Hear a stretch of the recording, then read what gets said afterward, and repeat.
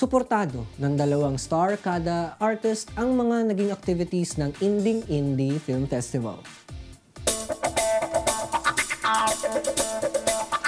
Dinaluhan ni Zac Francisco at Arwin Cruz ang naganap na screening ng mga pelikulang viral at The Pain of Happiness sa Cinepop Film Theater sa Cubao, Quezon City. Present din sa tagpong iyon ang cast ng mga short films.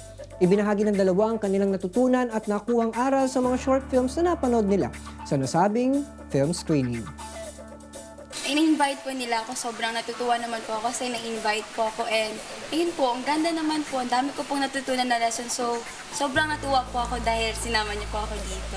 Yes, actually po pinaka nagustuhan kong film is yung Viral kasi ang dami po talaga matututunan na hindi po pala lahat ng mga nag-viral talaga sa social media is nakakatuwa.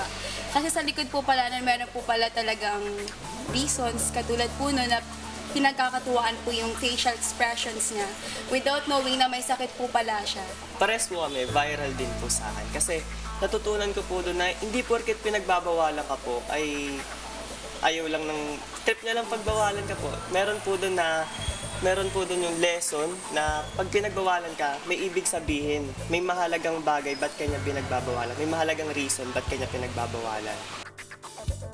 Bukod sa kanilang short films, binubuo na rin ng Inding Indie Film Production ang kanilang kauna-unahang full-length film na ang Babaeng Ayaw Mamatay na isang historical masterpiece mula sa direktor na si Ron Sapinoso. Kasama sa cast nito sina Ara Mina, Simon Ibarra, Victor Silayan, Jackie Lublanco, Deborah Son, Julian Rojas at Jana D. at nakatakdang i-release sa cinemas nationwide ngayong taon.